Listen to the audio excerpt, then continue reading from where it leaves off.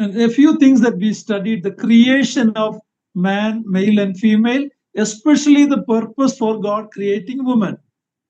ನಾವು ಈಗ ಸೃಷ್ಟಿ ಕಾರ್ಯದಲ್ಲಿ ಪುರುಷನನ್ನು ಸ್ತ್ರೀಯನ್ನು ದೇವರು ಉಂಟು ಮಾಡಿದ್ದು ಮತ್ತು ವಿಶೇಷವಾಗಿ ಸ್ತ್ರೀಯನ್ನು ಉಂಟು ಮಾಡಿದ್ದರ ಉದ್ದೇಶವೇನು ಎಂಬುದನ್ನು ನಾವು ಈಗಾಗಲೇ ನಾವು ಕಲಿಯುತ್ತಾ ಬಂದಿದ್ದೇವೆ. So the fall of man, in that the woman's role. ಮನುಷ್ಯನ ಸೋಲುವಿಕೆ ಅಥವಾ ಬೀಳುವಿಕೆಯಲ್ಲಿ ಅದರಲ್ಲಿ ಸ್ತ್ರೀಯ ಪಾತ್ರವೇನು ಎಂಬುದನ್ನು ನಾವು ಕಲಿತಿದ್ದೇವೆ. Even though she had a role, but God held man accountable because he was the head of the household. ಸ್ತ್ರೀಯು ಆ ಪಾಪಕ್ಕೆ ಒಳಬಿದ್ದಂತ ಕಾರ್ಯದಲ್ಲಿ ಆಕೆಯ ಪಾತ್ರವಿದ್ದರೂ ಸಹ ದೇವರು ಪುರುಷನನ್ನ ಆತನು ಲೆಕ್ಕ ಕೇಳುವಂತವನಾಗಿದ್ದಾನೆ. ಯಾಕಂತಂದ್ರೆ ಆತನು ಕುಟುಂಬದ ಶಿರಸ್ಸಾಗಿದ್ದಾನೆ. Most of our study was based on Genesis chapter 2. ನಮ್ಮ ಈ ಹೆಚ್ಚಿನ ಅಧ್ಯಯನ ಭಾಗವು ಅದು ಆದಿಕಾಂಡ 2ನೇ ಅಧ್ಯಾಯದವನ್ನ ಆಧರಿಸಿದಂತ ವಾಕ್ಯ ಭಾಗದಿಂದ ನಾವು ಮಾತನಾಡುತ್ತಾ ಬಂದಿದ್ದೇವೆ. Purpose of a Christian marriage. ಒಂದು ಕ್ರೈಸ್ತ ವಿವಾಹದ ಉದ್ದೇಶವೇನು ಎಂಬುದನ್ನು ನಾವು ಕಲಿತಿದ್ದೇವೆ. We saw a virtuous woman of Proverbs 31. ಮತ್ತು ಜ್ಞಾನೋಕ್ತಿ 31ನೇ ಅಧ್ಯಾಯದಲ್ಲಿರ್ತಕ್ಕಂಥ ಗುಣವತಿಯಾದಂತ ಸ್ತ್ರೀಯ ಕುರಿತಾಗಿ ನಾವು ಕಲಿಯುತ್ತಾ ಬಂದೆವು. And we looked at the dress and decoration of a godly woman. ಒಬ್ಬ ದೈವಿಕವಾದಂತ ಮಹಿಳೆಯ ಉಡುಪು ಮತ್ತು ಅಲಂಕಾರ ಏನು ಎಂಬುದರ ಕುರಿತಾಗಿ ನಾವು ಕಲಿತಿದ್ದೇವೆ. And then since then we were studying from a book called Men and Women Equal Yet Different. ಆಮೇಲೆ ನಾವು ಈ ಒಂದು ಪುಸ್ತಕದ ಆಧಾರದ ಮೇಲೆ ಮಾತನಾಡ್ತಾ ಬಂದೆವು. ಅದೇನೆಂತಂದ್ರೆ ಪುರುಷ ಮತ್ತು ಸ್ತ್ರೀಯು ಅವರು ಸಮಾನರಾಗಿದ್ದಾರೆ, ಆದರೂ ಸಹ ಅವರಲ್ಲಿ ವಿಭಿನ್ನತೆ ಇದೆ ಎಂಬಂತ ಒಂದು ಪುಸ್ತಕದ ಆಧಾರದ ಮೇಲೆ. Headship and submission.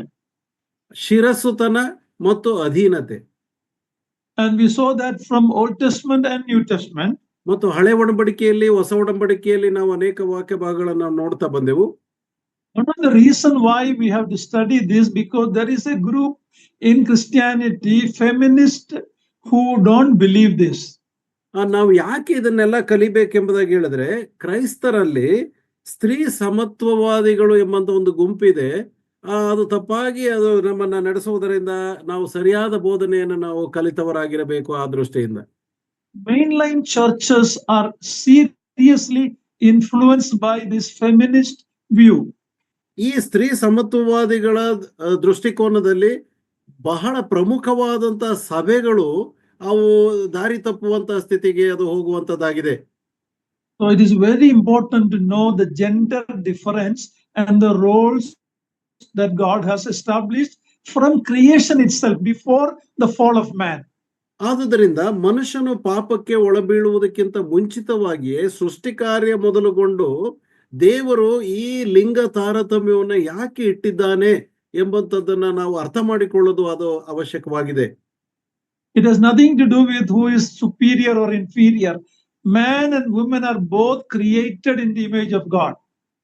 ಇಲ್ಲಿ ಯಾರು ಮೇಲು ಯಾರು ಕೀಳು ಎಂಬಂತ ಭಾವನೆ ಇರುವಂತದ್ದಲ್ಲ. ಯಾಕಂತಂದ್ರೆ ದೇವರು ತನ್ನ ಸ್ವರೂಪದಲ್ಲಿ ಗಂಡು ಮತ್ತು ಹೆಣ್ಣು ಇಬ್ಬರನ್ನು ಸಹ ಆತನು ಉಂಟು ಮಾಡಿದನು. Man has a unique role, woman has a unique role. They should not exchange their role. ಪುರುಷನಿಗೆ ತನ್ನದೇ ಆದಂತ ವಿಶಿಷ್ಟ ಪಾತ್ರವಿದೆ ಮತ್ತು ಸ್ತ್ರೀಗೆ ತನ್ನದೇ ಆದಂತ ವಿಶಿಷ್ಟವಾದಂತ ಪಾತ್ರವಿದೆ. ಇಬ್ಬರು ಸಹ ಅದನ್ನ ಅದಲು ಬದಲು ಮಾಡಿಕೊಳ್ಳಲು ಸಾಧ್ಯವಿಲ್ಲ.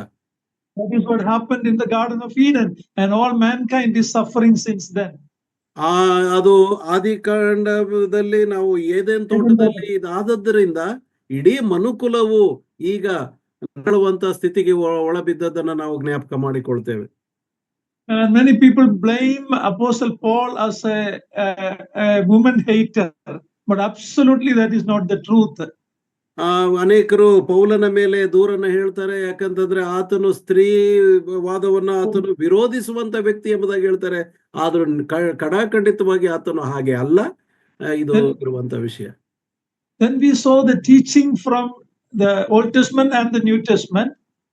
ನಾವು ಹಳೆ ಒಡಂಬಡಿಕೆ ಮತ್ತು ಹೊಸ ಒಡಂಬಡಿಕೆಯಲ್ಲಿ ಅನೇಕ ವಾಕ್ಯ ಭಾಗದ ಅಧ್ಯಯನವನ್ನ ನಾವು ಮಾಡ್ತಾ ಬಂದೆವು. Paul, when he was writing, thanking his co-workers, many of them were women. ಪೌಲನು ರೋಮಪತ್ರಿಕೆ 16ನೇ ಅಧ್ಯಾಯದಲ್ಲಿ ತನ್ನ ಜೊತೆ ಕೆಲಸದವರಿಗೆ ವಂದನೆ ಹೇಳುವಾಗ ಅಲ್ಲಿ ಅನೇಕ ಮಹಿಳೆಯರ ಹೆಸರನ್ನ ಆತನು ಸಂಬೋಧಿಸಿದ್ದಾನೆ. This misunderstanding or this feeling that many people have about Paul is absolutely not true. ಆದುದರಿಂದ ಪೌಲನ ಬಗ್ಗೆ ಇರತಕ್ಕಂತ ಈ ಸ್ತ್ರೀ ವಿರೋಧಿ ಎಂಬಂತ ಒಂದು ತಪ್ಪಾದ ಅಭಿಪ್ರಾಯವು ಅದು ಖಂಡಿತವಾಗಿಯೂ ಅದು ಸರಿಯಾದದ್ದಲ್ಲ. We looked at many women who were greatly used by God in the New Testament, how important their role was, their ministry was in the early church. ಆದಿ ಸಭೆಯಲ್ಲಿ ನಾವು ಹೊಸ ಒಡಂಬಡಿಕೆಯಲ್ಲಿ ಎಷ್ಟು ಮಹಿಳೆಯರನ್ನ ದೇವರು ತನ್ನ ಸೇವೆಗೋಸ್ಕರವಾಗಿ ಉಪಯೋಗಿಸಿದನು, ಅವರ ಪಾತ್ರವು ಎಷ್ಟು ಪ್ರಮುಖವಾದದ್ದಾಗಿತ್ತು ಎಂಬುದಾಗಿ ನಾವು ಕಲಿಯುತ್ತಾ ಬಂದಿದ್ದೇವೆ. Last week we were studying about a passage the feminists take for their argument, that was Galatians 3:28. We will read that verse one more time. ಕಳೆದ ವಾರ ನಾವು ಈ ಸ್ತ್ರೀ ಸಮತ್ವವಾದಿಗಳು ತಮ್ಮ ವಾದಕ್ಕೆ ಅನುಕೂಲವಾಗುವ ಹಾಗೆ ಈ ವಚನ ಭಾಗವನ್ನ ಅವರು ತೆಗೆದುಕೊಳ್ಳುವಂತವರಾಗಿದ್ದಾರೆ. ಅದನ್ನ ಮತ್ತೊಮ್ಮೆ ನಾವು ಓದುವಂತವರಾಗಿದ್ದೇವೆ. ಅದು ಯಾವುದು ಅಂತ ಹೇಳಿದ್ರೆ ಗಲಾತ್ಯ ಪತ್ರಿಕೆ 3ನೇ ಅಧ್ಯಾಯ 28ನೇ ವಚನ. ಗಲಾತ್ಯ ಪತ್ರಿಕೆ 3ನೇ ಅಧ್ಯಾಯ 28ನೇ ವಚನ. ನೀವೆಲ್ಲರೂ ಕ್ರಿಸ್ತ ಯೇಸುವಿನಲ್ಲಿ ಒಂದೇ ಆಗಿರುವುದರಿಂದ ಯಹೂದ್ಯನು ಗ್ರೀಕನು ಎಂದು, ಆಳು ಒಡೆಯ ಎಂದು, ಗಂಡು ಹೆಣ್ಣು ಎಂದು ಭೇದವಿಲ್ಲ. I don't want to repeat the study again, but what it means, this passage is not talking about the role of men and women, leadership or submission. It is only talking about salvation in Christ. ನಾನು ತಿರುಗೊಂದು ಆವರ್ತಿ ಈ ವಾಕ್ಯ ಭಾಗವನ್ನು ನಾನು ವಿವರಿಸುವುದಕ್ಕೆ ಹೋಗುವುದಿಲ್ಲ. ಆದರೆ ಇಲ್ಲಿರ್ತಕ್ಕಂಥ ವಿಷಯವೇನಂತಂದ್ರೆ ಅದು ಯಾವ ಪುರುಷನ ಅಥವಾ ಸ್ತ್ರೀಯ ಶಿರಸ್ಸುತನದ ಬಗ್ಗೆ ಆಗಲಿ, ಯಜಮಾನಿಕೆ ಬಗ್ಗೆ ಆಗಲಿ, ಅಥವಾ ಅಧೀನತೆಯ ಕುರಿತಾಗಿ ಅದು ಹೇಳ್ತಾ ಇಲ್ಲ. ಇದು ರಕ್ಷಣೆಯ ಕುರಿತಾಗಿ ಹೇಳುವಂತ ಸನ್ನಿವೇಶ ಇದಾಗಿದೆ. In salvation, ರಕ್ಷಣೆಯಲ್ಲಿ regardless of our gender, race or social status, ನಮ್ಮ ಯಾವುದೇ ಲಿಂಗವಿರಬಹುದು, ಅಥವಾ ನಾವು ಯಾವುದೇ ಜನಾಂಗ ಇರಬಹುದು, ಅಥವಾ ಸಾಮಾಜಿಕ ಹಿನ್ನೆಲೆಯಿಂದ ಬಂದಿರಬಹುದು,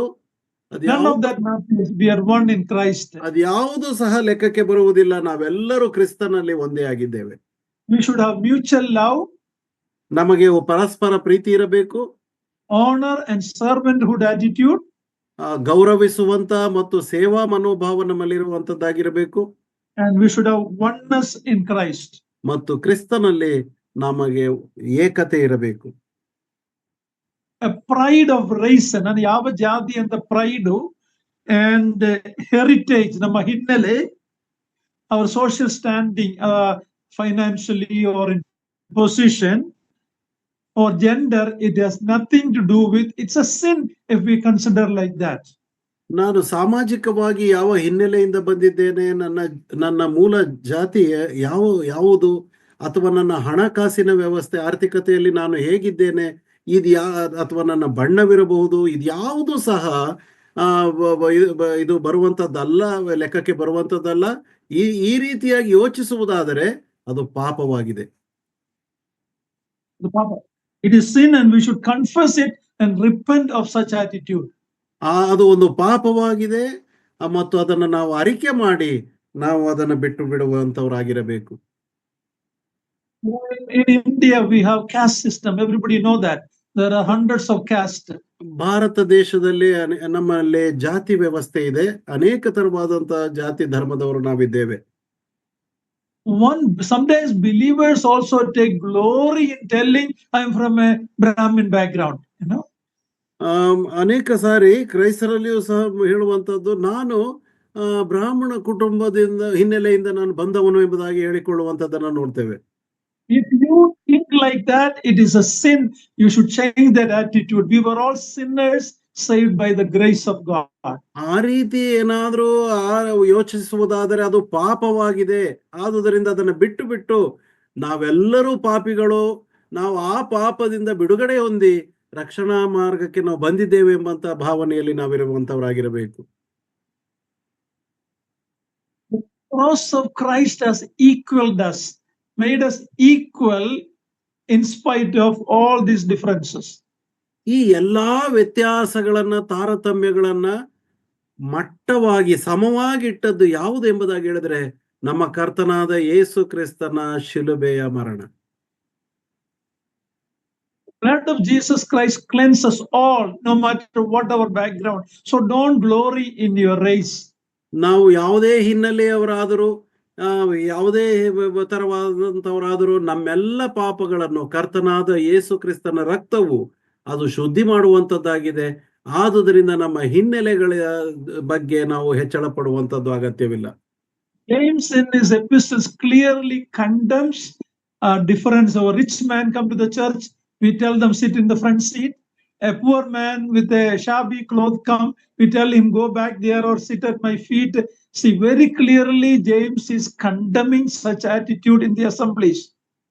ಸಭೆಗಳಲ್ಲಿ ಇಂಥ ಒಂದು ಮನೋಭಾವ ಇದನ್ನ ಯಾಕೋಬನು ತನ್ನ ಪತ್ರಿಕೆಯಲ್ಲಿ ಪಕ್ಷಪಾತದ ಕುರಿತಾಗಿ ಹೇಳುವಾಗ ಅದನ್ನ ಖಂಡಿಸುವಂತವನಾಗಿದ್ದಾನೆ. ಉನ್ನತವಾದ ಶೋಭಾಯಮಾನವಾದಂತ ವಸ್ತ್ರಗಳನ್ನು ಉಟ್ಟು ಬಂದವನಿಗೆ ನೀನು ಮೇಲೆ ಕೂತುಕೋ, ಅದನ್ನ ಬಡತನದಲ್ಲಿ ಬಂದಂತ ವ್ಯಕ್ತಿ ನೀನು ಕೆಳಗಡೆ ಕಾಲ್ಮಣೆಯ ಬಳಿಯಲ್ಲಿ ಕೂತುಕೋ ಎಂಬುದಾಗಿ ಹೇಳುವಂತ ಈ ವ್ಯತ್ಯಾಸ ಇರಬಾರದು ಎಂಬುದಾಗಿ ಆತನು ಅಲ್ಲಿ ಪ್ರಬೋಧಿಸಿದ್ದಾನೆ. God help us all to see our fellow brothers and sisters in Christ. Pardon, brother. Come on.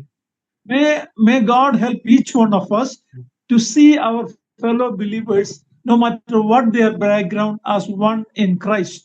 ಆದುದರಿಂದ ನಾವು ಯಾವುದೇ ಹಿನ್ನೆಲೆಯಿಂದ ಬಂದಿದ್ದರೂ ಸಹ ನಾವು ಕ್ರಿಸ್ತನಲ್ಲಿ ಒಂದೇ ಆಗಿದ್ದೇವೆ ಎಂಬ ಭಾವನೆಯೊಂದಿಗೆ ಆ ದೃಷ್ಟಿಕೋನದಲ್ಲಿ ನಾವು ಒಬ್ಬೊಬ್ಬರು ನೋಡುವಂತೆ ಅದನ್ನ ಭಾವಿಸುವಂತೆ ಇರಬೇಕು ಎಂಬುದಾಗಿ ಪ್ರತಿಯೊಬ್ಬ ಸಹೋದರ ಸಹೋದರಿಯರು ನಾವು ಆ ರೀತಿಯಾಗಿರಬೇಕು. Okay, now let's continue our study. This was a ಅಧ್ಯಯನವನ್ನ so far. ಅಧ್ಯಯನವನ್ನ ನಾವು ಮುಂದುವರಿಸುವಂತವರಾಗಿದ್ದೇವೆ. Now it is often argued by the feminists that slavery, there was slavery in Western countries, many countries. Slavery was removed because of Christian influence. ನಾವು ಇದನ್ನ ಯೋಚಿಸುವಾಗ ಗುಲಾಮತ್ವ ಅದು ಅನೇಕ ದೇಶಗಳಲ್ಲಿ ಇತ್ತು. ಗುಲಾಮತನ, ಈ ಗುಲಾಮತನವು ಅನೇಕ ದೇಶಗಳಲ್ಲಿ ಹೋಗಲು ಕಾರಣ ಕ್ರೈಸ್ತ ಒಂದು ತತ್ವವು ಅದು ಅಳವಡಿಕೆ ಬಂದದ್ದರಿಂದಲೇ ಎಂಬುದಾಗಿ ನಾವು ನೋಡ್ತೇವೆ. In England, in the British Parliament and all, it was Christian ministers who argued for removing the slavery. So people know that Christian influence has removed slavery. British council ನಲ್ಲಿ ಸಹ ಅಲ್ಲಿ ನಾವು ನೋಡುವಾಗ ಈ ಗುಲಾಮತನವನ್ನ ಹೋಗಲಾಡಿಸಲು ಕ್ರೈಸ್ತ ತತ್ವಗಳು ಅದನ್ನ ಉಪಯೋಗಿಸಿದ್ದರಿಂದ ಆ ಒಂದು ಗುಲಾಮತನ ಹೋಯಿತು. ಎಲ್ಲರಿಗೂ ಗೊತ್ತಿದೆ ಈ ಕ್ರೈಸ್ತತ್ವವು ಇದನ್ನ ಹೋಗಲಾಡಿಸಲು ಸಾಧ್ಯ ಎಂಬುದಾಗಿ. The feminist ladies say same way the submission of women also should be gone because we are Christians. ಅದೇ ಪ್ರಕಾರವಾಗಿ ಸ್ತ್ರೀ ಸಮತ್ವವಾದಿಗಳು ಸಹ ಹೇಳುವಂತಹ ವಿಷಯವೇನೆಂದರೆ ಈ ಸ್ತ್ರೀ ಸಮಾನತೆ ಆ ಒಂದು ಅಧೀನತೆಯನ್ನ sisters submission to men should also be removed. ಆ ಪುರುಷನಿಗೆ ಸ್ತ್ರೀಯು ಅಧೀನಳಾಗಿರ್ತಕ್ಕಂಥ ಆ ಒಂದು ವಿಷಯವೂ ಸಹ ಇದೇ ಪ್ರಕಾರವಾಗಿ ಅದನ್ನ ತೆಗೆದು ಹಾಕಬೇಕು ಎಂಬುದಾಗಿ ಅವರು ವಾದ ಮಾಡುವಂತವರಾಗಿದ್ದಾರೆ. But I want you to listen very carefully. ಸರಿಯಾಗಿ ಕೇಳಿಸಿಕೊಂಡ್ರಿ. The parallel between these two are not the same. ಈ ಎರಡೂ ವಿಷಯಗಳ ಕುರಿತಾಗಿ ಹೋಲಿಕೆ ಮಾಡುವುದು ಎರಡೂ ಒಂದೇ ಅಲ್ಲ. Role distinction between sexes are based on creation order. ಈ ಲಿಂಗ ತಾರತಮ್ಯದ ಆಧಾರದ ಮೇಲೆ ಉಂಟಾಗಿರ್ತಕ್ಕಂಥ ವ್ಯತ್ಯಾಸವು ಇದು ಸೃಷ್ಟಿ ನಿಯಮವನ್ನ ಆಧರಿಸಿದೆ. These roles are God's will for men and women. ಈ ಒಂದು ಪಾತ್ರಗಳು ಪುರುಷನಿಗೆ ಮತ್ತು ಸ್ತ್ರೀಗೆ ಕೊಡಲ್ಪಟ್ಟಿರುವಂತದ್ದು ದೇವರ ಒಂದು ಉದ್ದೇಶದಿಂದ ಅದು ಬಂದಂತದ್ದಾಗಿದೆ. Slavery, however, it is not in the creation order, it is a human invention. ಈ ಗುಲಾಮತನವು ಅದು ಸೃಷ್ಟಿ ಕಾರ್ಯದಲ್ಲಿ ಅದು ಬಂದಂತದ್ದಲ್ಲ, ಅದು ಮಾನವನು ಮಧ್ಯಂತರದಲ್ಲಿ ಅದನ್ನ ಸೇರಿಸಿರುವಂತ ವಿಷಯವಾಗಿದೆ. Like the caste system, it is made by man, it was not God's creation order. ಅದೇ ಪ್ರಕಾರವಾಗಿ ಜಾತೀಯತೆಯು ಸಹ ದೇವರ ಸೃಷ್ಟಿ ನಿಯಮದಲ್ಲಿ ಅದು ಇರುವಂತದ್ದಲ್ಲ, ಇದು ಮನುಷ್ಯನಿಂದ ಸೇರ್ಪಡೆಯಾಗಿರುವಂತ ವಿಷಯವಾಗಿದೆ. God only created two castes, male and female. male and female. That's all, two jati. ಎರಡು ಜಾತಿಗಳನ್ನು ದೇವರು ಉಂಟು ಮಾಡಿದನು. ಅದು ಏನಂದ್ರೆ ಪುರುಷ ಜಾತಿ ಮತ್ತು ಸ್ತ್ರೀ ಜಾತಿ ಎಂಬಂತ ಎರಡು ಮಾತ್ರ ಆತನು ಉಂಟು ಮಾಡಿದ್ದು. But like divorce, vivaha vichedana, God permitted it in a fallen world. Slavery also, God permitted it in a fallen world. ಈ ಸೋತು ಹೋದಂತ ಈ ಪ್ರಪಂಚದಲ್ಲಿ ಹೇಗೆ ಗುಲಾಮತನವನ್ನ ದೇವರು ಅನುಮತಿ ಕೊಟ್ಟನೋ ಅದೇ ಪ್ರಕಾರವಾಗಿ ಈ ಒಂದು ಸ್ತ್ರೀ ವಿವಾಹ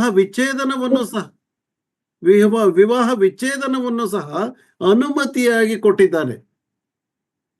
When the Pharisees were asking Jesus about divorce, why Moses allowed, he said it is because of the hardness of your heart.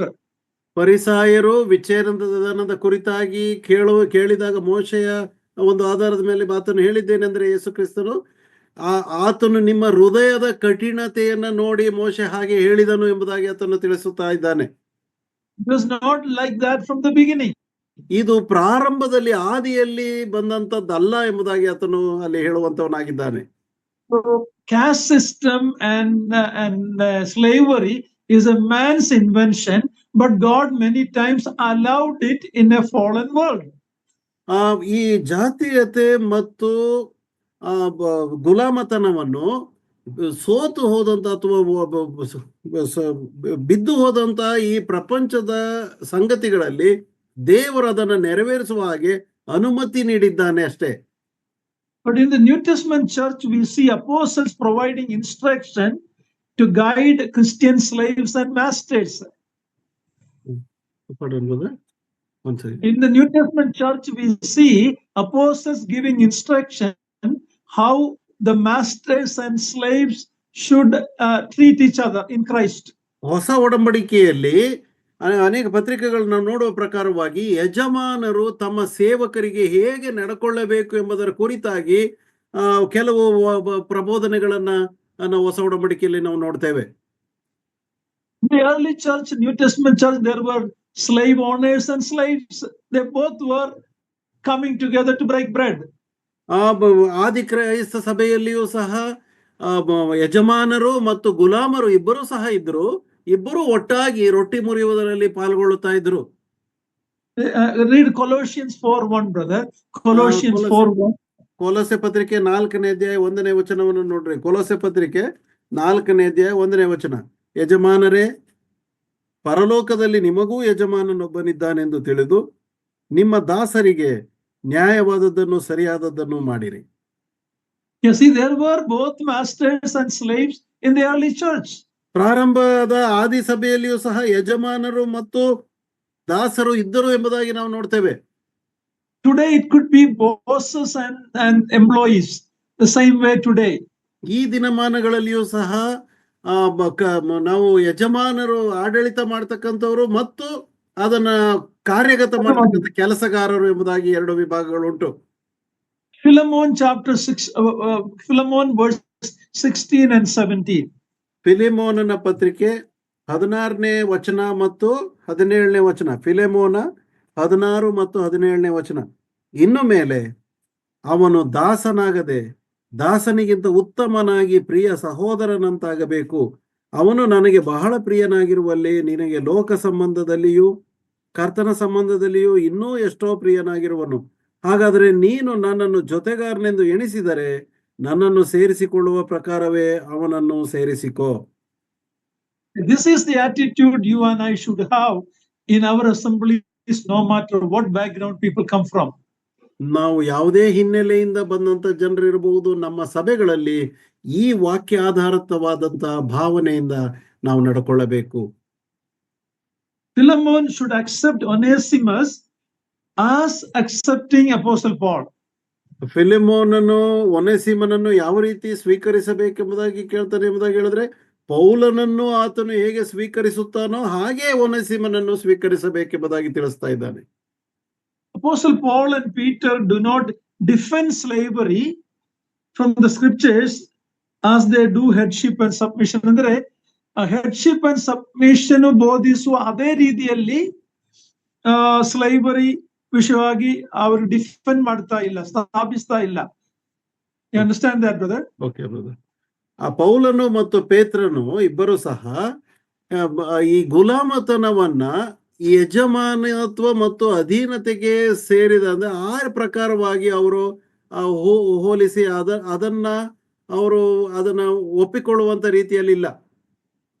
He's only telling slaves and masters in Christ how they should behave as brothers.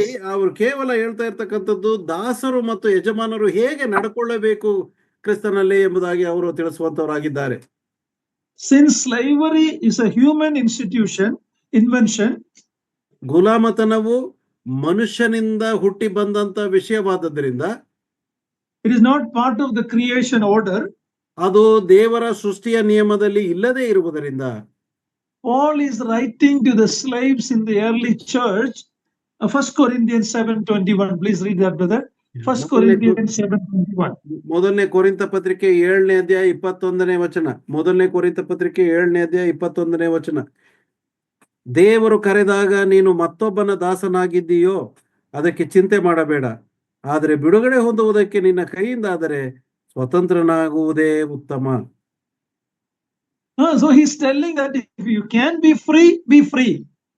ಆತನು ಹೇಳುವಂಥದ್ದು ನೀನು ಸ್ವತಂತ್ರನಾಗಿರಬೇಕೋ ಸ್ವತಂತ್ರನಾಗಿರು. But if you are a servant like that, submit to your master and each accept as brothers in Christ. ಆದರೆ ನೀನು ಸೇವಕನಾಗಿರುವುದಾದರೆ, ದಾಸನಾಗಿರುವುದಾದರೆ ನೀನು ಅದಕ್ಕೆ ಒಳಪಟ್ಟು ಯಜಮಾನ ಮತ್ತು ದಾಸರು ಇಬ್ಬರು ಕ್ರಿಸ್ತನು ಹೇಳಿದ ಪ್ರಕಾರವಾಗಿ ನಡ್ಕೊಳ್ಳಬೇಕು. So this feminist argument that because slavery is abolished because of Christian influence, the women also should come out from the men's leadership role. These are not comparable institutions. ಆದುದರಿಂದ ಸ್ತ್ರೀ ಸಮತ್ವವಾದಿಗಳು ಹೇಳುವ ಪ್ರಕಾರವಾಗಿ ಹೇಗೆ ಗುಲಾಮತನವನ್ನ ಕ್ರೈಸ್ತತ್ವವು ಹೋಗಲಾಡಿಸಿತೋ ಅದೇ ಪ್ರಕಾರವಾಗಿ ಸ್ತ್ರೀಯು ಪುರುಷನಿಗೆ ಅಧೀನಳಾಗಿರುವುದನ್ನ ಆ ಕ್ರೈಸ್ತತ್ವವು ತೆಗೆದು ಹಾಕುವಂತಿರಬೇಕು ಎಂಬುದಾಗಿ ಅವರು ವಾದ ಮಾಡುವಂತವರಾಗಿದ್ದಾರೆ. We cannot compare these two. ಆದರೆ ಇವೆರಡನ್ನೂ ಸಹ ನಾವು ಹೋಲಿಸಲಿಕ್ಕೆ ಸಾಧ್ಯವಿಲ್ಲ. That's why Genesis 2 is very important. We should have a very clear understanding about Genesis 2. That is the basis for all the other teaching. ಆದುದರಿಂದ ಈ ಎಲ್ಲಾ ಪ್ರಬೋಧನೆಗಳಿಗೆ ಮೂಲವಾಗಿರುವಂತದ್ದು ಆದಿಕಾಂಡ 2ನೇ ಅಧ್ಯಾಯದ ಸೃಷ್ಟಿ ಕಾರ್ಯ. ಆ 2ನೇ ಅಧ್ಯಾಯವನ್ನ ಚೆನ್ನಾಗಿ ಅರ್ಥ ಮಾಡಿಕೊಂಡ್ರೆ ಉಳಿದ ಎಲ್ಲಾ ಸಂಗತಿಗಳು ಅದಕ್ಕೆ ಹೊಂದಿಕೊಂಡಿರುವಂತದ್ದು. In gender, male leadership and submission of the sisters, ಲಿಂಗ ವಿಷಯದಕ್ಕೆ ಬಂದಾಗ ಪುರುಷನ ನಾಯಕತ್ವ ಮತ್ತು ಸ್ತ್ರೀಯ ಒಂದು ಅಧೀನತೆಗೆ ಬರುವಾಗ the problem with people is how they interpret Bible. ಸಮಸ್ಯೆ ಎಲ್ಲಿ ಎಂಬುದಾಗಿ ಹೇಳಿದರೆ ಸತ್ಯವೇದವನ್ನ ಹೇಗೆ ಜನರು ಅರ್ಥ ಮಾಡಿಕೊಳ್ಳುತ್ತಾರೆ ಅದರ ಮೇಲೆ ಆಧಾರಗೊಂಡಿದೆ. There are certain important issues. ಕೆಲವು ಮುಖ್ಯವಾದಂತ ಸಂಗತಿಗಳಿವೆ. First one, we allow Jesus to speak and act for himself. ಯೇಸು ಸ್ವಾಮಿ ಮಾತಾಡುವುದಕ್ಕೂ ಆತನು ಕಾರ್ಯ ಮಾಡಿ ನಾವು ಅದು ಹಂಗೆ ಸ್ವೀಕಾರ ಮಾಡಬೇಕು. We have to accept it as it is. ನಾವು ಯೇಸು ಕ್ರಿಸ್ತನು ಏನನ್ನ ತಿಳಿಸಿದ್ದಾನೋ ಆತನು ಏನು ಹೇಳುವುದಕ್ಕೆ ಬಯಸುತ್ತಾನೋ ಅದನ್ನ ಹಾಗೆಯೇ ಇದ್ದ ಹಾಗೆಯೇ ನಾವು ಸ್ವೀಕರಿಸುವಂತವರು ಆಗಿರಬೇಕು. Jesus Christ prayerfully chose 12 male apostles in accordance to the will of the Father. ತಂದೆಯ ಚಿತ್ತದ ಮೇರೆಗೆ ಕರ್ತನಾದ ಯೇಸು ಕ್ರಿಸ್ತನು 12 ಮಂದಿ ಪುರುಷ ಅಪೋಸ್ತಲರನ್ನು ಆತನು ಆರಿಸಿಕೊಂಡನು. Those apostles are the eternal foundation stone of the church after the cornerstone. Jesus Christ is the cornerstone, but these 12 apostles are called the foundation. ಆದುದರಿಂದ ಯೇಸು ಕ್ರಿಸ್ತನು ಸಭೆಯ ಮೂಲೆಗಲ್ಲಾಗಿದ್ದರೂ ಸಹ ಈ 12 ಮಂದಿ ಅಪೋಸ್ತಲರು ಅವರು ಅಸ್ಥಿವಾರದ ಕಲ್ಲುಗಳೋಪಾದಿಯಲ್ಲಿ ಅವರು ಇಡಲ್ಪಟ್ಟಿದ್ದಾರೆ. Matthew 19:28, please read. ಮತ್ತಾಯನ ಸುವಾರ್ತೆ 19ನೇ ಅಧ್ಯಾಯ 28ನೇ ವಚನ. ಮತ್ತಾಯನ ಸುವಾರ್ತೆ 19ನೇ ಅಧ್ಯಾಯ 28ನೇ ವಚನ. ಯೇಸು ಅವರಿಗೆ, ನಿಮಗೆ ಸತ್ಯವಾಗಿ ಹೇಳುತ್ತೇನೆ, ಹೊಸ ಸೃಷ್ಟಿಯಲ್ಲಿ ಮನುಷ್ಯ ಕುಮಾರನು ತನ್ನ ಮಹಿಮೆಯ ಸಿಂಹಾಸನದ ಮೇಲೆ ಕೂತುಕೊಳ್ಳುವಾಗ ನನ್ನನ್ನು ಹಿಂಬಾಲಿಸಿರುವ ನೀವು ಸಹ 12 ಸಿಂಹಾಸನಗಳ ಮೇಲೆ ಕೂತುಕೊಂಡು ಇಸ್ರಾಯೇಲಿನ 12 ಕುಲಗಳಿಗೆ ನ್ಯಾಯ ತೀರಿಸುವಿರಿ. Ephesians 3:20. ಎಫೆಸ ಪತ್ರಿಕೆ 3ನೇ ಅಧ್ಯಾಯ 20ನೇ ವಚನ. ಎಫೆಸ ಪತ್ರಿಕೆ 3ನೇ ಅಧ್ಯಾಯ 20ನೇ ವಚನ.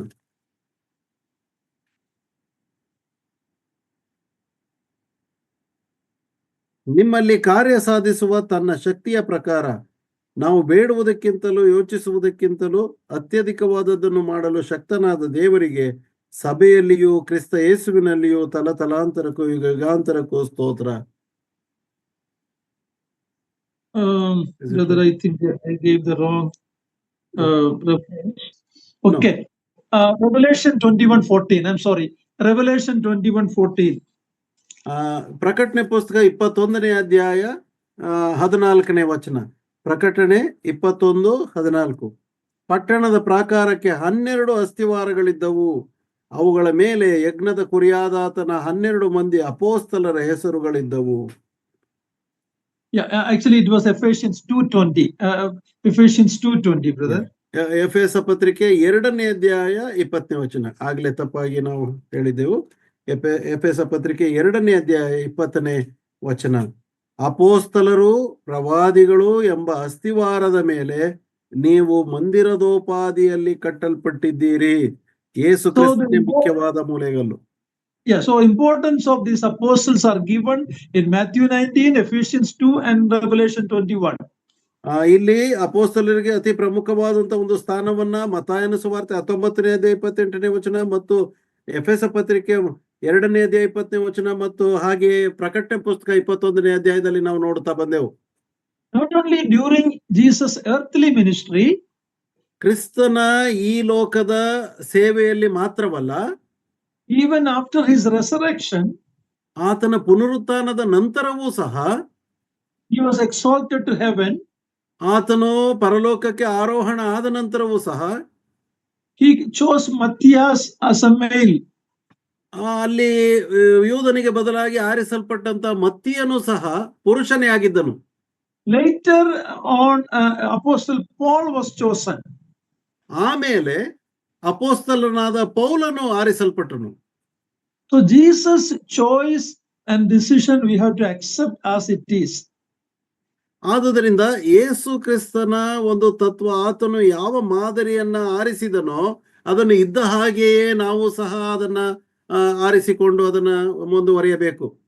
Secondly, when we study a doctrine, we should take the entire scripture to speak, not just any one verse. ಆದುದರಿಂದ ನಾವು ಯಾವುದಾದ್ರೂ ಒಂದು ತತ್ವವನ್ನ ನಾವು ಅಭ್ಯಾಸ ಮಾಡುವಾಗ ಆ ಒಂದು ಭಾಗವನ್ನ ಮಾತ್ರ ನಾವು ಆರಿಸಿಕೊಳ್ಳದೆ ಇಡೀ ಒಂದು ಆ ವಿಷಯವನ್ನೇ ನಾವು ಆರಿಸಿಕೊಂಡು ನಾವು ಅದರಲ್ಲಿ ನಾವು ಅಧ್ಯಯನ ಮಾಡಬೇಕು. The Bible in its entirety teaches about the equality of the sexes and gender role difference. ಸಂಪೂರ್ಣ ಬೈಬಲ್ ಇಡೀ ಸತ್ಯವೇದದಲ್ಲಿ ನಾವು ನೋಡುವಾಗ ಸ್ತ್ರೀ ಮತ್ತು ಪುರುಷನ ಸಮಾನತೆ ಮತ್ತು ಅವರ ಪಾತ್ರಗಳಲ್ಲಿರ್ತಕ್ಕಂಥ ವಿಭಿನ್ನತೆಗಳ ಕುರಿತಾಗಿ ವಿವರಿಸುವಂತದ್ದಾಗಿದೆ. Take the whole verses, not any one verse. ಬರೀ ಕೇವಲ ನಾವು ಒಂದು ವಚನವನ್ನ ಆರಿಸಿಕೊಂಡು ನಾವು ಮಾತನಾಡಬಾರದು. ಇಡೀ ಸತ್ಯವೇದದ ಸಾರಾಂಶ, ಇಡೀ ಪುಸ್ತಕದ ಆಧಾರದ ಮೇಲೆ ನಾವು ಮಾತನಾಡುವಂತವರಾಗಿರಬೇಕು. Commentary for Bible is Bible itself. ವಾಕ್ಯವನ್ನು ವಿವರಿಸುವುದ. We have to study Bible referring to different verses in the Bible. ನಾವು ವಾಕ್ಯದ ಆಧಾರದ ಮೇಲೆ ನಾವು ಅಧ್ಯಯನ ಮಾಡುವಾಗ ಬೈಬಲ್ ಸತ್ಯವೇದಕ್ಕೆ ಸತ್ಯವೇದವೇ ಆಧಾರವಾಗಿದೆ. ಆದುದರಿಂದ ಸತ್ಯವೇದದ ಒಂದು ವಾಕ್ಯಕ್ಕೆ ಮತ್ತೊಂದು ವಾಕ್ಯವು ಆಧಾರ ವಚನವಾಗಿ ನಾವು ಹೋಲಿಕೆ ಮಾಡಿ ಅದನ್ನು ಅರ್ಥ ಮಾಡಿಕೊಳ್ಳಬೇಕು. The feminists agree that male and female are created equal. ಸ್ತ್ರೀ ಸಮತ್ವವಾದಿಗಳು ಪುರುಷನು ಮತ್ತು ಸ್ತ್ರೀಯು ಸಮಾನರಾಗಿ ಉಂಟು ಮಾಡಲ್ಪಟ್ಟಿದ್ದಾರೆ ಎಂಬುದಾಗಿ ಒಪ್ಪಿಕೊಳ್ಳುತ್ತಾರೆ. But the headship and submission is their problem. ಆದರೆ ಪುರುಷನ ಒಂದು ಯಜಮಾನಿಕೆ ಮತ್ತು ಸ್ತ್ರೀಯ ಒಂದು ಅಧೀನತೆ ಇದು ಸಮಸ್ಯೆ ಆಗಿದೆ ಅವರಿಗೆ. Problem is how they interpret the verses. ಆ ಸಮಸ್ಯೆ ಎಲ್ಲಿ ಎಂಬುದಾಗಿ ಹೇಳಿದ್ರೆ ವಚನವನ್ನ ಹೇಗೆ ಅವರು ಅರ್ಥ ಮಾಡಿಕೊಳ್ಳುತ್ತಾರೆ ಅದರಲ್ಲಿದೆ. They advocate a half truth, not the whole truth. ಅರ್ಧ ಸತ್ಯವನ್ನ ಒಪ್ಪಿಕೊಳ್ಳುತ್ತಾರೆ, ಇನ್ನರ್ಧವನ್ನ ಕೈ ಬಿಟ್ಟಿರುತ್ತಾರೆ. We have studied many New Testament passages in this connection. ಈ ಅಧ್ಯಯನದಲ್ಲಿ ಇದಕ್ಕೆ ಸಂಬಂಧಪಟ್ಟ ಹಾಗೆ ಹೊಸ ಒಡಂಬಡಿಕೆ ಅನೇಕ ವಾಕ್ಯ ಭಾಗಗಳನ್ನ ನಾವು ನೋಡುತ್ತಾ ಬಂದೆವು. 7 passages. 37. No, 7 major passages. ಅನೇಕ ಪ್ರಮುಖವಾದಂತ ವಾಕ್ಯ ಭಾಗಗಳನ್ನ ನಾವು ನೋಡುತ್ತಾ ಬಂದೆವು. No, 7 main passages. 7 ಪ್ರಮುಖವಾದಂತ ವಾಕ್ಯ ಭಾಗಗಳು ಇದಕ್ಕೆ ಆಧಾರವಾಗಿವೆ. One is written by Apostle Peter, the other 6 are by Apostle Paul. ಒಂದು ವಾಕ್ಯ ಭಾಗದ ಆಧಾರ ವಾಕ್ಯವನ್ನ ಪೇತ್ರನು ಬರೆದಿದ್ರೆ, ಇನ್ನು ಉಳಿದ 6 ಆಧಾರ ವಾಕ್ಯಗಳನ್ನ ಪೌಲನು ಬರೆದಿದ್ದಾನೆ. So for the benefit of everyone newly joined, let's read these passages, 7 major passages in connection with headship and submission. ಆದುದರಿಂದ ಈ ಪುರುಷನ ಯಜಮಾನತನ ಮತ್ತು ಸ್ತ್ರೀಯ ಅಧೀನತೆಯ ಕುರಿತಾಗಿ ನಾವು ವಾಕ್ಯ ಭಾಗದಲ್ಲಿ ಇರ್ತಕ್ಕಂಥ 7 ವಾಕ್ಯ ಭಾಗಗಳ ಕುರಿತಾಗಿ ಹೊಸದಾಗಿ ಸೇರಿ ಬಂದವರಿಗೋಸ್ಕರ ಆ 7 ವಾಕ್ಯ ಭಾಗಗಳನ್ನು ಓದುವಂತವರಾಗಿದ್ದೇವೆ. Okay, number 1, 1 Peter 3, 1 to 7. Quickly we read. I'm not going to explain anything. Let's read the word of God. ದೇವರ ವಾಕ್ಯವನ್ನು ನಾವು ಓದೋಣ ಅಷ್ಟೇ, ಇದರಲ್ಲಿ ವಿವರಿಸುವಂತ ವಿಷಯವಿಲ್ಲ, ಈಗಾಗಲೇ ನಾವು ಅದನ್ನ ಕಲಿತಿರುವುದರಿಂದ. ಮೊದಲನೇ ಪೇತ್ರನ ಪತ್ರಿಕೆ 3ನೇ ಅಧ್ಯಾಯ 1 to 7. 1ರಿಂದ 7ನೇ ವಚನ. ಮೊದಲನೇ ವಾಕ್ಯ ಭಾಗ ಇದಾಗಿದೆ. ಮೊದಲನೇ ಪೇತ್ರನ ಪತ್ರಿಕೆ. Pen or notebook, please write these verses. ಇದನ್ನ ಪೆನ್ ಮತ್ತು ನೋಟ್ಬುಕ್ ಇದ್ರೆ ಇದನ್ನ ಬರೆದುಕೊಳ್ಳ್ರಿ. ಮೊದಲನೇ ವಾಕ್ಯ ಭಾಗ ಪುರುಷನ ಯಜಮಾನತನ ಮತ್ತು ಸ್ತ್ರೀಯ ಅಧೀನತೆಯ ಕುರಿತಾದಂತ ವಾಕ್ಯ ಭಾಗಗಳು 7 ನಾವು ಅಭ್ಯಾಸ ಮಾಡ್ತೇವೆ. ಮೊದಲನೇ ಪೇತ್ರನ ಪತ್ರಿಕೆ 3ನೇ ಅಧ್ಯಾಯ 1ರಿಂದ 7ನೇ ವಚನ. ಅದೇ ರೀತಿಯಾಗಿ ಸ್ತ್ರೀಯರೇ, ನಿಮ್ಮ ಗಂಡಂದಿರಿಗೆ ಅಧೀನರಾಗಿರಿ. ಅವರಲ್ಲಿ ಕೆಲವರು ದೇವರ ವಾಕ್ಯಕ್ಕೆ ಅವಿಧೇಯರಾಗಿದ್ದರು. ನೀವು ನಿರ್ಮಲರಾಗಿಯೂ ಭಯಭರಿತರಾಗಿಯೂ ನಡೆದುಕೊಳ್ಳುವುದನ್ನು ಅವರು ನೋಡಿ ವಾಕ್ಯೋಪದೇಶವಿಲ್ಲದೆ ತಮ್ಮ ಹೆಂಡತಿಯರಾದ ನಿಮ್ಮ ನಡತೆಯಿಂದಲೇ ಸನ್ಮಾರ್ಗಕ್ಕೆ ಬಂದಾರು. ಜಡೆ ಹೆಣೆದುಕೊಳ್ಳುವುದು, ಚಿನ್ನದ ಒಡವೆಗಳನ್ನು ಇಟ್ಟುಕೊಳ್ಳುವುದು, ವಸ್ತ್ರಗಳನ್ನು ಧರಿಸಿಕೊಳ್ಳುವುದು, ಈ ಮೊದಲಾದ ಹೊರಗಣ ಶೃಂಗಾರವೇ ನಿಮ್ಮ ಅಲಂಕಾರವಾಗಿರಬಾರದು. ಸಾತ್ವಿಕವಾದ ಶಾಂತ ಮನಸ್ಸು ಎಂಬ ಒಳಗಣ ಭೂಷಣವೇ ನಿಮ್ಮ ಅಲಂಕಾರವಾಗಿರಲಿ. ಇದು ಶಾಶ್ವತವಾದದ್ದು, ದೇವರ ದೃಷ್ಟಿಗೆ ಬಹು ಬೆಲೆಯುಳ್ಳದ್ದು ಆಗಿದೆ. ಪೂರ್ವ ಕಾಲದಲ್ಲಿ ದೇವರ ಮೇಲೆ ನಿರೀಕ್ಷೆ ಇಟ್ಟ ಭಕ್ತೆಯರಾದ ಸ್ತ್ರೀಯರು ಸಹ ಹೀಗೆಯೇ ತಮ್ಮನ್ನು ಅಲಂಕರಿಸಿಕೊಂಡರು. ಅವರು ತಮ್ಮ ತಮ್ಮ ಗಂಡಂದಿರಿಗೆ ಅಧೀನರಾಗಿದ್ದು ಯಾವ ಭೀತಿಗೂ ಗಾಬರಿ ಪಡದೆ ಒಳ್ಳೆಯದನ್ನೇ ಮಾಡುವವರಾಗಿದ್ದರು. ಸಾರಳು ಹಾಗೆಯೇ ಅಬ್ರಹಾಮನಿಗೆ ವಿಧೇಯಳಾಗಿದ್ದು ಅವನನ್ನು ಯಜಮಾನ ಎಂದು ಕರೆದಳು ಎಂದು ಬರೆದಿದೆ. ನೀವು ಸಾರಳ ಕುಮಾರ್ತೆಗಳಾಗಿದ್ದೀರಲ್ಲ. ಅದೇ ರೀತಿಯಾಗಿ ಪುರುಷರೇ, ಸ್ತ್ರೀಯು ಪುರುಷನಿಗಿಂತ ಬಲಹೀನಳೆಂಬುದನ್ನು ಜ್ಞಾಪಕ ಮಾಡಿಕೊಂಡು ನಿಮ್ಮ ಹೆಂಡತಿಯರ ಸಂಗಡ ವಿವೇಕದಿಂದ ಒಗೆತನ ಮಾಡಿರಿ. ಅವರು ಜೀವವರಕ್ಕೆ ನಿಮ್ಮೊಂದಿಗೆ ಬಾಧ್ಯರಾಗಿದ್ದಾರೆಂದು ತಿಳಿದು ಅವರಿಗೆ ಮಾನವನ್ನು ಸಲ್ಲಿಸಿರಿ. ಹೀಗೆ ನಡೆದರೆ ನಿಮ್ಮ ಪ್ರಾರ್ಥನೆಗಳಿಗೆ ಅಡ್ಡಿ ಇರುವುದಿಲ್ಲ.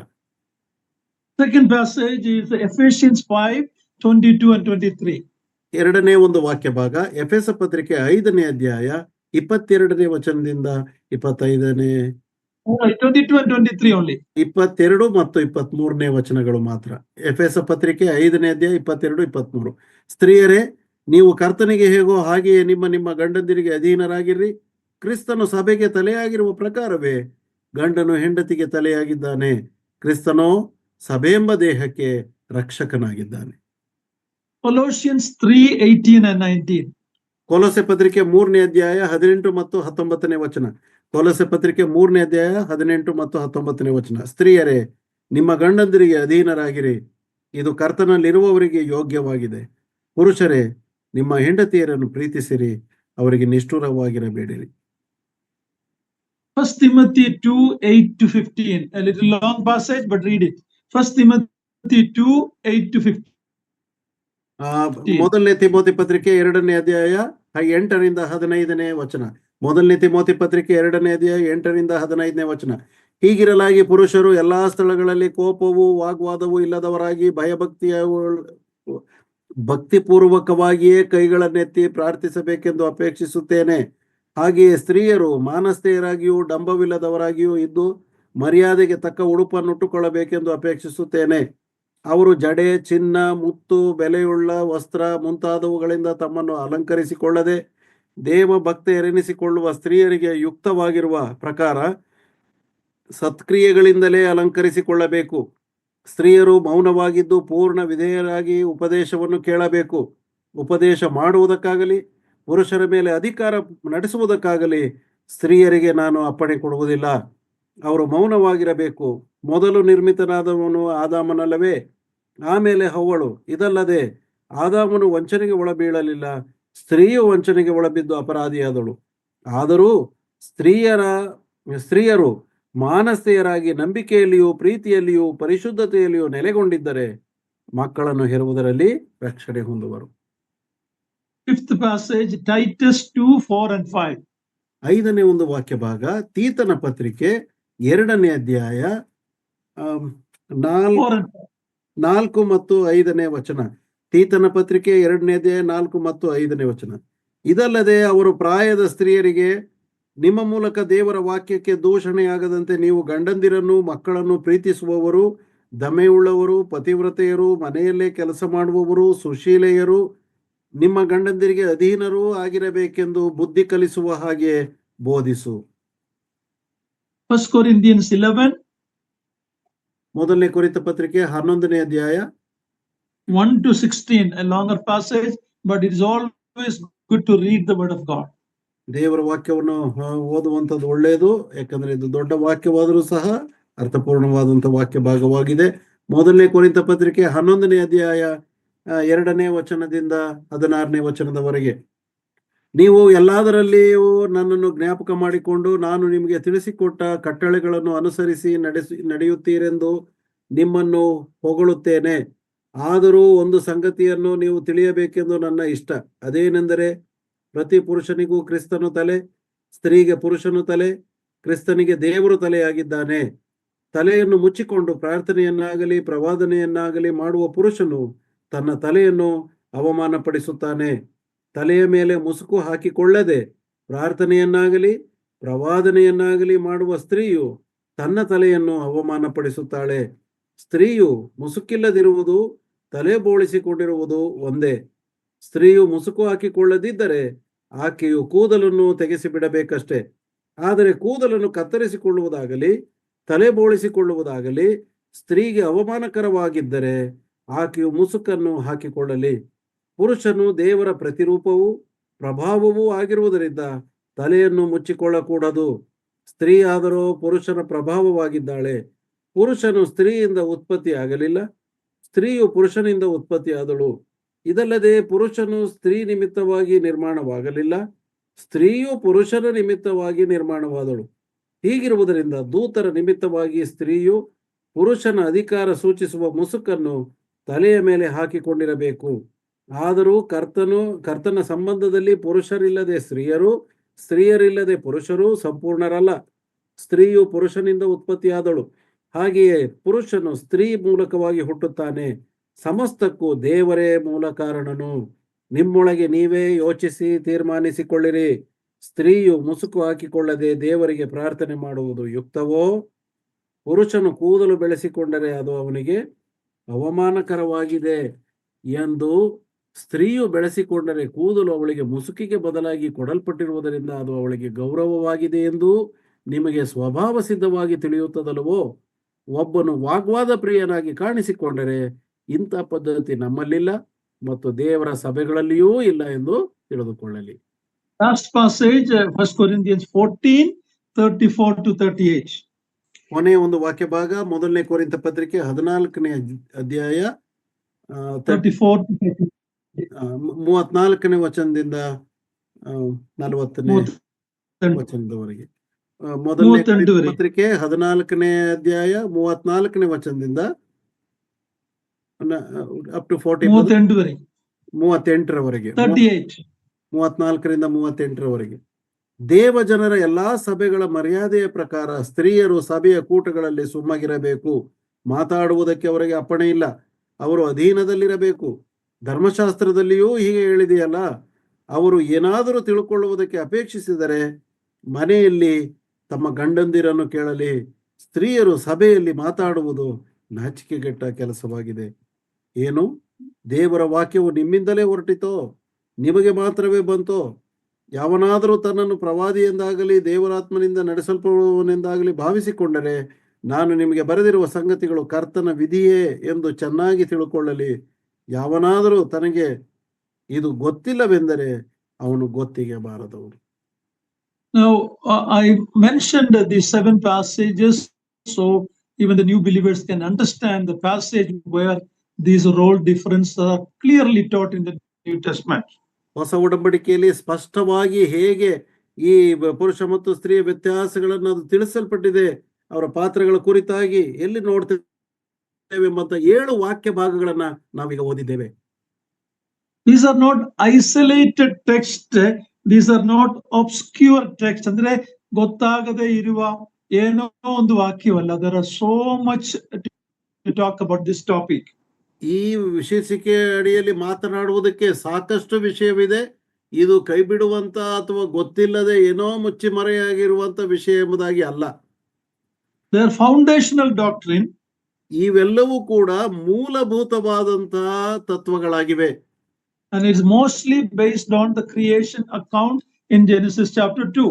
ಮತ್ತು ಈ ಎಲ್ಲಾ ಸಂಗತಿಗಳು ಆದಿಕಾಂಡ 2ನೇ ಅಧ್ಯಾಯದಲ್ಲಿ ಸೃಷ್ಟಿ ಕಾರ್ಯವನ್ನು ಆಧರಿಸಿ ಈ ವಿಷಯಗಳು ಬರೆಯಲ್ಪಟ್ಟಿವೆ. The redemption story of Christ and his church, ಕ್ರಿಸ್ತನ ಬಿಡುಗಡೆಯ ಮತ್ತು ಸಭೆಯ ಒಂದು ಬಿಡುಗಡೆಯ ಕುರಿತಾಗಿ ಇರತಕ್ಕಂತ ಮೂಲ ತತ್ವದಲ್ಲಿ headship and submission are divinely planned by God.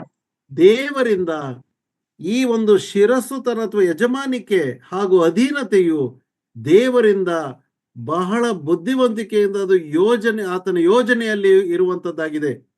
Not only we see this as teaching, but it was practiced in the early church.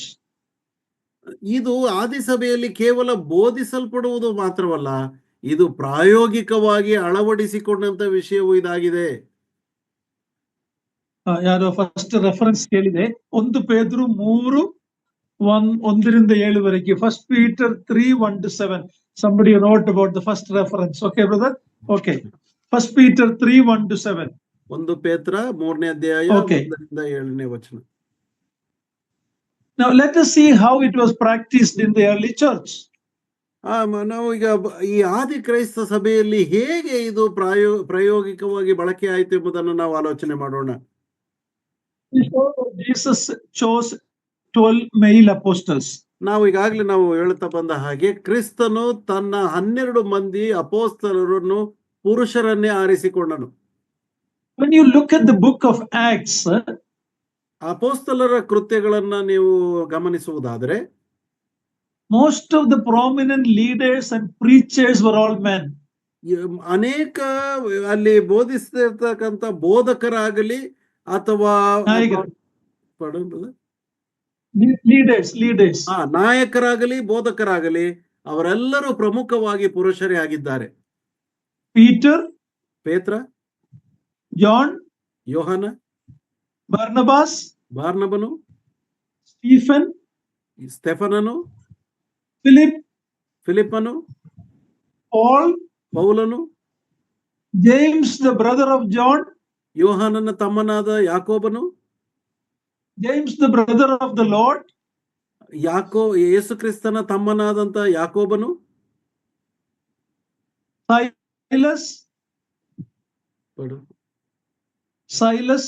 ಸೀಲನು, ಸಿಲ್ವಾನು, Timothy and ಅಪೊಲ್ಲೋಸ್, ತಿಮೋತಿಯನು ಮತ್ತು ಅಪೊಲ್ಲೋಸನು. They were all men. ಎಲ್ಲರೂ ಪುರುಷರೇ ಆಗಿದ್ದಾರೆ. Read Acts 13:1. ಅಪೊಸ್ತಲರ ಕೃತ್ಯ 13ನೇ ಅಧ್ಯಾಯ 1ನೇ ವಚನ. ಅಪೊಸ್ತಲರ ಕೃತ್ಯ 13ನೇ ಅಧ್ಯಾಯ 1ನೇ ವಚನ. ಅಂತಿಯೋಕ್ಯದಲ್ಲಿದ್ದ ಸಭೆಯೊಳಗೆ ಪ್ರವಾದಿಗಳು ಬೋಧಕರು ಇದ್ದರು. ಯಾರೆಂದರೆ ಬಾರ್ನಬ, ನೀಗರನೆಂಬ ಸೀಮೋನ, ಕುರೇನ್ಯದ ಲೂಕ್ಯ, ಉಪರಾಜನ ಹೆರೋದನ ಸಾಕತಮ್ಮನಾದ ಮೆನಹೇನ, ಸೌಲ ಇವರೇ. All these teachers and prophets in the church in Antioch, Luke, who is writing this, is writing their names. ಲೂಕನು ಈ ಅಂತ್ಯೋಕ್ಯದಲ್ಲಿದ್ದಂತ ಪ್ರಾರಂಭಿಕ ಸಭೆಯಲ್ಲಿದ್ದಂತ ಆ ಪುರುಷರ ಹೆಸರುಗಳನ್ನ ಲೂಕನು ಇಲ್ಲಿ ಬರೆದಿದ್ದಾನೆ. the teachers and prophets in the early church ಇವರು in Antioch. ಇವರೆಲ್ಲರೂ ಆದಿ ಕ್ರೈಸ್ತ ಸಭೆಯ ಪ್ರವಾದಿಗಳು ಮತ್ತು ಬೋಧಕರು ಆಗಿದ್ದರು. They were all written as men. ಮತ್ತು ಇವರೆಲ್ಲರೂ ಪುರುಷರ ಹೆಸರುಗಳೇ ಆಗಿವೆ.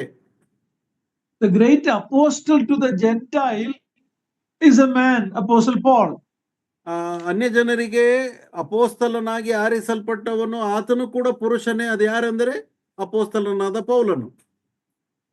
All authors of the New Testament, ಎಲ್ಲ ಹೊಸ ಒಡಂಬಡಿಕೆಯ ಬರಹಗಾರರು, and all the writers of the Old Testament books, ಎಲ್ಲ ಹಳೆ ಒಡಂಬಡಿಕೆಯ ಪುಸ್ತಕಗಳ ಬರಹಗಾರರು, they were men. Even though we have 2 books named after sisters, women, they're not written by Ruth and Esther. They were written by either Samuel or Ezra. Okay, so they were all men. ಹೊಸ ಒಡಂಬಡಿಕೆ ಆಗಲಿ ಹಳೆ ಒಡಂಬಡಿಕೆ ಆಗಲಿ ಎಲ್ಲ ಗ್ರಂಥಕರ್ತರು ಅವರು ಪುರುಷರೇ ಆಗಿದ್ದಾರೆ. ಹಳೆ ಒಡಂಬಡಿಕೆಯಲ್ಲಿ ಎಸ್ತೇರಳು ಮತ್ತು ರೂತಳು ಎಂಬಂತ ಪುಸ್ತಕಗಳಿದ್ದರೂ ಸಹ ಅದು ಅವರಿಂದ ಬರೆಯಲ್ಪಟ್ಟದ್ದಲ್ಲ. ಎಜ್ರನೋ ಅಥವಾ ಸಮುವೇಲನೋ ಈ ರೀತಿಯಾಗಿ ಪುರುಷರಿಂದಲೇ ಬರೆಯಲ್ಪಟ್ಟಂತ ಪುಸ್ತಕಗಳು ಇವುಗಳಾಗಿವೆ. In spite of all this clear teaching in the Word of God, the feminist and the mainline church want to destroy this difference and make women priests and bishops and all of that. ಇಷ್ಟೆಲ್ಲ ವಾಕ್ಯ ಭಾಗಗಳ ಆಧಾರವು ನಮಗಿದ್ದಾಗ್ಯೂ ಸಹ ಪ್ರಮುಖವಾದಂತ ಸಭೆಗಳು ಈ ಒಂದು ತಾರತಮ್ಯವನ್ನು ವ್ಯತ್ಯಾಸಗೊಳಿಸಿ ಪ್ರವಾದಿಸುವವರನ್ನಾಗಿ ಮತ್ತು ಬಿಷಪ್ಗಳನ್ನಾಗಿ ಮತ್ತು ಪಾದ್ರಿಗಳನ್ನಾಗಿ ಸ್ತ್ರೀಯರನ್ನ ನೇಮಿಸುವಂತದ್ದನ್ನ ನೋಡುತ್ತೇವೆ. I think Brethren Assembly and only few other, maybe some Baptist churches that follow these role differences.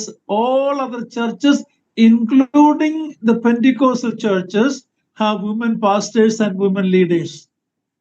ಸಹೋದರ ಸಭೆ, ಬ್ರದರನ್ ಸಭೆ ಮತ್ತು ಕೆಲವು ಬ್ಯಾಪ್ಟಿಸ್ಟ್ ಸಭೆಯ ಪಂಗಡಗಳು ಮಾತ್ರ ಈ ಸತ್ಯವೇದಕ್ಕನುಸಾರವಾದಂತ ಒಂದು ವಿಷಯವನ್ನು ಅನುಸರಿಸುವಂತವರಾಗಿದ್ದೇವೆ. ಇನ್ನುಳಿದಂತ ಅನೇಕ ಪಂಗಡಗಳಲ್ಲಿ ಪೆಂತಕೋಸ್ಟ್ ಸಭೆಗಳನ್ನು ಒಳಗೊಂಡಂತೆ ಅನೇಕ ಮಹಿಳಾ ಪಾಸ್ಟರ್ಗಳು ಮತ್ತು ಬಿಷಪ್ಗಳು ಅವರು ಇರುವಂತವರಾಗಿದ್ದಾರೆ. We know from the word of God that very clearly God said obedience is better than sacrifice. ನಾವು ಸತ್ಯವೇದದಲ್ಲಿ ವಾಕ್ಯ ಭಾಗವನ್ನು ನೋಡ್ತೇವೆ. ವಿಧೇಯತ್ವವು ಯಜ್ಞ ಹೋಮಗಳಿಗಿಂತ ಅದು ವಿಶೇಷವಾದದ್ದು ಎಂಬುದಾಗಿ ನಾವು ನೋಡ್ತೇವೆ. When we violate the word of God, we are going against God's will. ನಾವು ದೇವರ ವಾಕ್ಯವನ್ನ ವಿರೋಧಿಸುವುದಾದರೆ ನಾವು ದೇವರ ಚಿತ್ತಕ್ಕೆ ನಾವು ಒಳಬೀಳದೆ ಆತನನ್ನೇ ವಿರೋಧಿಸುವಂತವರಾಗಿರುತ್ತೇವೆ. No matter how qualified you are, how able you are, how gifted you are, that doesn't matter. Are we obedient to the revealed will of God through the word of God? That is the question. ನೀನು ಎಷ್ಟು ಸಮರ್ಥನಾಗಿದ್ದೀಯಾ, ಎಷ್ಟು ಬುದ್ಧಿವಂತನಾಗಿದ್ದೀಯಾ ಅಥವಾ ಎಷ್ಟು ತಿಳಿದವನಾಗಿದ್ದೀಯಾ ಆ ವಿಚಾರಗಳು ಬರುವುದಿಲ್ಲ. ದೇವರ ಎದುರಿನಲ್ಲಿ ನಾನು ಎಷ್ಟು ವಿಧೇಯನಾಗಿದ್ದೇನೆ ಎಂಬಂತ ವಿಷಯವೇ ಪ್ರಮುಖವಾಗಿ ನಿಲ್ಲುವಂತದ್ದಾಗಿರುತ್ತದೆ. One day when we have to stand before the Lord, we will be judged based on our obedience to the word of God.